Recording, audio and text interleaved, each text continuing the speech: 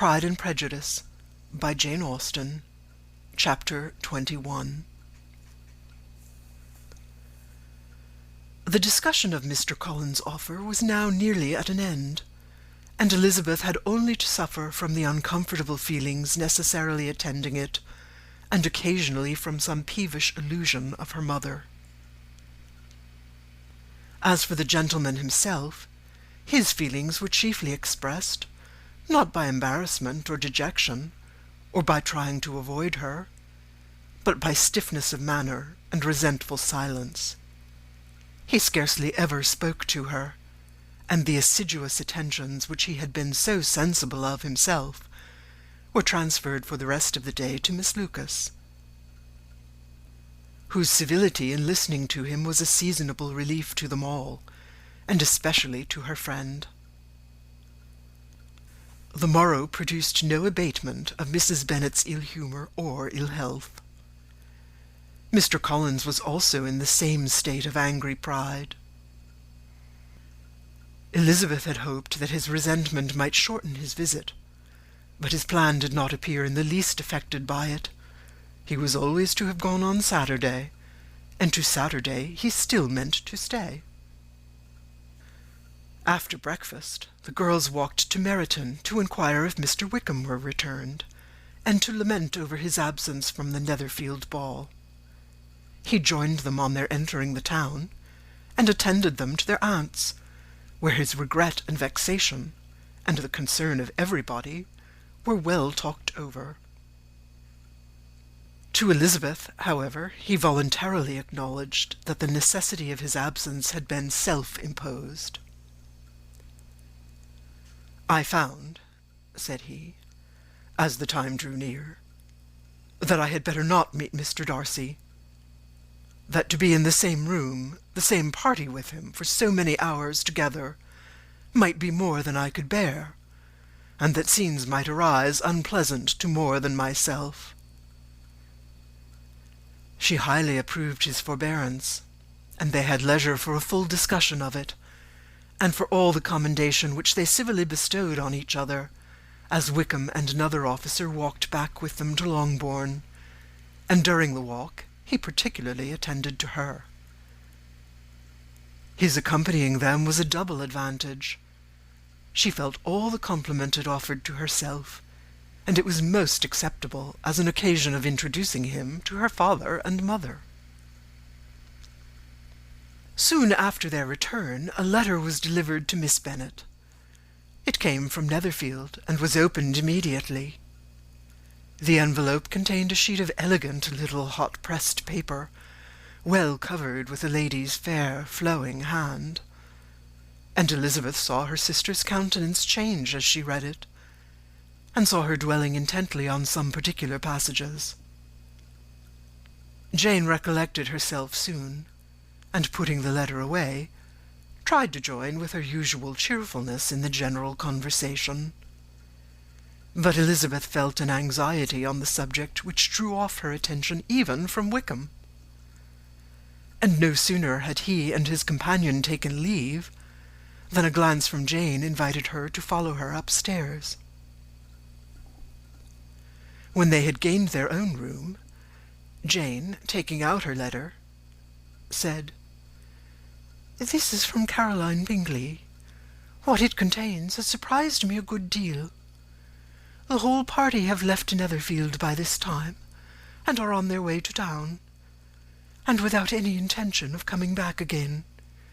You shall hear what she says." She then read the first sentence aloud, which comprised the information of their having just resolved to follow their brother to town directly, and of their meaning to dine that day in Grosvenor Street, where Mr. Hurst had a house. The next was in these words: "I do not pretend to regret anything I shall leave in Hertfordshire, except your society, my dearest friend, but we will hope, at some future period, to enjoy many returns of that delightful intercourse we have known, and in the meanwhile may lessen the pain of separation by a very frequent and most unreserved correspondence. I depend on you for that." To these high-flown expressions Elizabeth listened with all the insensibility of distrust, and though the suddenness of their removal surprised her, she saw nothing in it really to lament. It was not to be supposed that their absence from Netherfield would prevent Mr. Bingley's being there, and as to the loss of their society, she was persuaded that Jane must soon cease to regard it in the enjoyment of his. "It is unlucky," said she, after a short pause, "that you should not be able to see your friends before they leave the country. But may we not hope that the period of future happiness, to which Miss Bingley looks forward, may arrive earlier than she is aware, and that the delightful intercourse you have known as friends will be renewed with yet greater satisfaction as sisters? Mr. Bingley will not be detained in London by them." "Caroline decidedly says that none of the party will return into Hertfordshire this winter. I will read it to you. When my brother left us yesterday, he imagined that the business which took him to London might be concluded in 3 or 4 days. But as we are certain it cannot be so, and at the same time convinced that when Charles gets to town he will be in no hurry to leave it again, we have determined on following him thither, that he may not be obliged to spend his vacant hours in a comfortless hotel. Many of my acquaintance are already there for the winter. I wish I could hear that you, my dearest friend, had any intention of making one in the crowd, but of that I despair.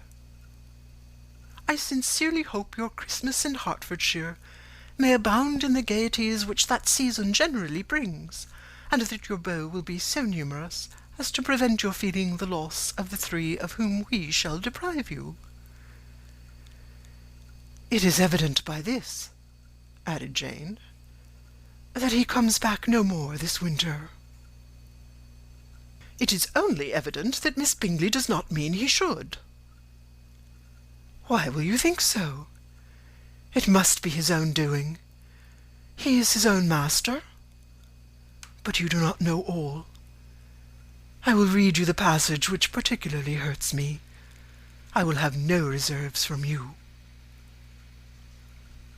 Mr. Darcy is impatient to see his sister, and to confess the truth, we are scarcely less eager to meet her again. I really do not think Georgiana Darcy has her equal for beauty, elegance, and accomplishments, and the affection she inspires in Louisa and myself is heightened into something still more interesting, from the hope we dare to entertain of her being hereafter our sister. I do not know whether I ever before mentioned to you my feelings on this subject, but I will not leave the country without confiding them, and I trust you will not esteem them unreasonable. My brother greatly admires her already. He will have frequent opportunity now of seeing her on the most intimate footing. Her relations all wish the connection as much as his own, and a sister's partiality is not misleading me, I think, when I call Charles most capable of engaging any woman's heart. With all these circumstances to favour an attachment, and nothing to prevent it, am I wrong, my dearest Jane, in indulging the hope of an event which will secure the happiness of so many? What think you of this sentence, my dear Lizzie? Said Jane, as she finished it. Is it not clear enough? Does it not expressly declare that Caroline neither expects nor wishes me to be her sister, that she is perfectly convinced of her brother's indifference, and that if she suspects the nature of my feelings for him, she means, most kindly, to put me on my guard? Can there be any other opinion on the subject? Yes, there can, for mine is totally different. Will you hear it? Most willingly. You shall have it in a few words. Miss Bingley sees that her brother is in love with you, and wants him to marry Miss Darcy. She follows him to town in the hope of keeping him there, and tries to persuade you that he does not care about you. Jane shook her head.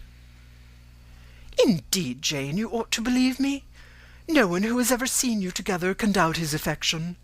Miss Bingley, I am sure, cannot. She is not such a simpleton. Could she have seen half as much love in Mr. Darcy for herself, she would have ordered her wedding clothes. But the case is this. We are not rich enough or grand enough for them, and she is the more anxious to get Miss Darcy for her brother from the notion that when there has been one intermarriage, she may have less trouble in achieving a second, in which there is certainly some ingenuity, and I dare say it would succeed if Mr. Berg were out of the way.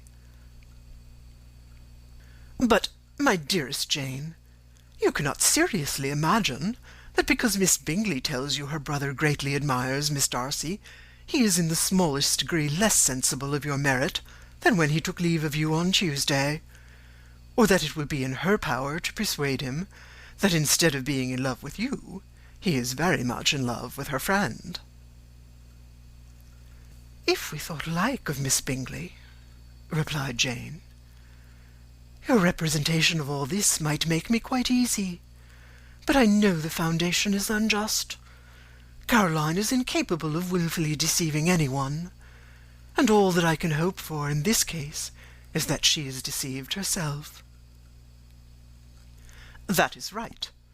You could not have stated a more happy idea, since you will not take comfort in mine. Believe her to be deceived by all means. You have now done your duty by her, and must fret no longer. But, my dearest sister, can I be happy, even supposing the best, in accepting a man whose sisters and friends are all wishing him to marry elsewhere? You must decide for yourself, said Elizabeth, and if, upon mature deliberation, you find that the misery of disobliging his two sisters is more than equivalent to the happiness of being his wife, I advise you by all means to refuse him. How can you talk so? Said Jane, faintly smiling. You must know that though I should be exceedingly grieved at their disapprobation, I could not hesitate. I did not think you would, and that being the case, I cannot consider your situation with much compassion. But if he returns no more this winter, my choice will never be required. 1,000 things may arise in 6 months. The idea of his returning no more Elizabeth treated with the utmost contempt. It appeared to her merely the suggestion of Caroline's interested wishes, and she could not for a moment suppose that those wishes, however openly or artfully spoken, could influence a young man so totally independent of everyone. She represented to her sister as forcibly as possible what she felt on the subject, and had soon the pleasure of seeing its happy effect. Jane's temper was not desponding, and she was gradually led to hope, though the diffidence of affection sometimes overcame the hope, that Bingley would return to Netherfield, and answer every wish of her heart. They agreed that Mrs. Bennet should only hear of the departure of the family, without being alarmed on the score of the gentleman's conduct, but even this partial communication gave her a great deal of concern, and she bewailed it as exceedingly unlucky that the ladies should happen to go away, just as they were all getting so intimate together. After lamenting it, however, at some length, she had the consolation of thinking Mr. Bingley would be soon down again, and soon dining at Longbourn, and the conclusion of all was the comfortable declaration that though he had been invited only to a family dinner, she would take care to have 2 full courses. End of chapter 21. Chapter 22. The Bennets were engaged to dine with the Lucases, and again during the chief of the day was Miss Lucas so kind as to listen to Mr. Collins. Elizabeth took an opportunity of thanking her. "It keeps him in good humour," said she, "and I am more obliged to you than I can express." Charlotte assured her friend of her satisfaction in being useful, and that it amply repaid her for the little sacrifice of her time. This was very amiable, but Charlotte's kindness extended farther than Elizabeth had any conception of. Its object was nothing less than to secure her from any return of Mr. Collins's addresses by engaging them towards herself. Such was Miss Lucas's scheme, and appearances were so favourable that when they parted at night she would have felt almost sure of success if he had not been leaving Hertfordshire so very soon. But here she did an injustice to the fire and independence of his character, for it led him to escape out of Longbourn House the next morning with admirable slyness, and hasten to Lucas Lodge to throw himself at her feet. He was anxious to avoid the notice of his cousins, from a conviction that if they saw him depart, they could not fail to conjecture his design, and he was not willing to have the attempt known till its success could be known likewise. For though feeling almost secure, and with reason, for Charlotte had been tolerably encouraging, he was comparatively diffident since the adventure of Wednesday. His reception, however, was of the most flattering kind. Miss Lucas perceived him from an upper window as he walked towards the house, and instantly set out to meet him accidentally in the lane. But little had she dared to hope that so much love and eloquence awaited her there. In as short a time as Mr. Collins's long speeches would allow, everything was settled between them to the satisfaction of both, and as they entered the house, he earnestly entreated her to name the day that was to make him the happiest of men, and though such a solicitation must be waived for the present, the lady felt no inclination to trifle with his happiness. The stupidity with which he was favoured by nature must guard his courtship from any charm that could make a woman wish for its continuance, and Miss Lucas, who accepted him solely from the pure and disinterested desire of an establishment, cared not how soon that establishment were gained. Sir William and Lady Lucas were speedily applied to for their consent, and it was bestowed with a most joyful alacrity. Mr. Collins's present circumstances made it a most eligible match for their daughter, to whom they could give little fortune, and his prospects of future wealth were exceedingly fair. Lady Lucas began directly to calculate, with more interest than the matter had ever excited before, how many years longer Mr. Bennet was likely to live, and Sir William gave it as his decided opinion that whenever Mr. Collins should be in possession of the Longbourn estate, it would be highly expedient that both he and his wife should make their appearance at St. James's. The whole family, in short, were properly overjoyed on the occasion. The younger girls formed hopes of coming out a year or two sooner than they might otherwise have done, and the boys were relieved from their apprehension of Charlotte's dying an old maid. Charlotte herself was tolerably composed. She had gained her point, and had time to consider of it. Her reflections were in general satisfactory. Mr. Collins, to be sure, was neither sensible nor agreeable. His society was irksome, and his attachment to her must be imaginary. But still, he would be her husband. Without thinking highly either of men or matrimony, marriage had always been her object. It was the only honourable provision for well-educated young women of small fortune, and however uncertain of giving happiness, must be their pleasantest preservative from want. This preservative she had now obtained, and at the age of 27, without having ever been handsome, she felt all the good luck of it. The least agreeable circumstance in the business was the surprise it must occasion to Elizabeth Bennet, whose friendship she valued beyond that of any other person. Elizabeth would wonder, and probably would blame her, and though her resolution was not to be shaken, her feelings must be hurt by such disapprobation.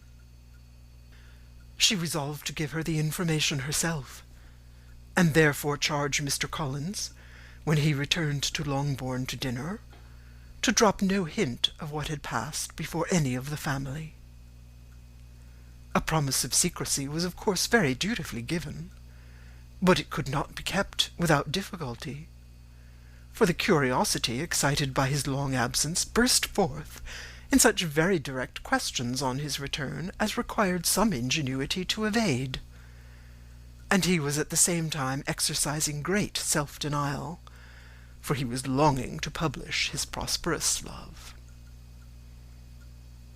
As he was to begin his journey too early on the morrow to see any of the family, the ceremony of leave-taking was performed when the ladies moved for the night, and Mrs. Bennet, with great politeness and cordiality, said how happy they should be to see him at Longbourn again, whenever his other engagements might allow him to visit them. "My dear madam," he replied, "this invitation is particularly gratifying, because it is what I have been hoping to receive, and you may be very certain that I shall avail myself of it as soon as possible." They were all astonished, and Mr. Bennet, who could by no means wish for so speedy a return, immediately said, "But is there not danger of Lady Catherine's disapprobation here, my good sir? You had better neglect your relations than run the risk of offending your patroness." "My dear sir," replied Mr. Collins, "I am particularly obliged to you for this friendly caution, and you may depend upon my not taking so material a step without her ladyship's concurrence. You cannot be too much on your guard. Risk anything rather than her displeasure, and if you find it likely to be raised by your coming to us again, which I should think exceedingly probable, stay quietly at home, and be satisfied that we shall take no offence. Believe me, my dear sir, my gratitude is warmly excited by such affectionate attention, and depend upon it you will speedily receive from me a letter of thanks for this, as well as for every other mark of your regard during my stay in Hertfordshire. As for my fair cousins, though my absence may not be long enough to render it necessary, I shall take the liberty of wishing them health and happiness, not excepting my cousin Elizabeth." With proper civilities the ladies then withdrew, all of them equally surprised to find that he meditated a quick return. Mrs. Bennet wished to understand by it that he thought of paying his addresses to one of her younger girls, and Mary might have been prevailed on to accept him. She rated his abilities much higher than any of the others. There was a solidity in his reflections which often struck her, and though by no means so clever as herself, she thought that if encouraged to read and improve himself by such an example as hers, he might become a very agreeable companion. But on the following morning every hope of this kind was done away. Miss Lucas called soon after breakfast, and in a private conference with Elizabeth related the event of the day before.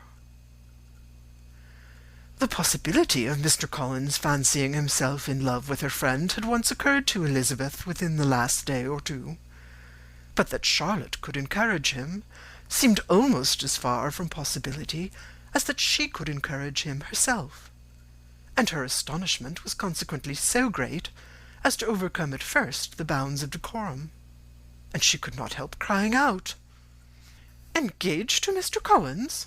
My dear Charlotte, impossible!" The steady countenance which Miss Lucas had commanded in telling her story gave way to a momentary confusion here, on receiving so direct a reproach, though, as it was no more than she expected, she soon regained her composure, and calmly replied, "Why should you be surprised, my dear Eliza? Do you think it incredible that Mr. Collins should be able to procure any woman's good opinion because he was not so happy as to succeed with you?" But Elizabeth had now recollected herself, and making a strong effort for it, was able to assure her with tolerable firmness that the prospect of their relationship was highly grateful to her, and that she wished her all imaginable happiness. "I see what you are feeling," replied Charlotte. "You must be surprised, very much surprised, so lately as Mr. Collins was wishing to marry you. But when you have time to think it all over, I hope you will be satisfied with what I have done. I am not romantic, you know. I never was. I ask only a comfortable home, and considering Mr. Collins' character, connections, and situation in life, I am convinced that my chance of happiness with him is as fair as most people can boast on entering the marriage state." Elizabeth quietly answered, "Undoubtedly." And after an awkward pause, they returned to the rest of the family.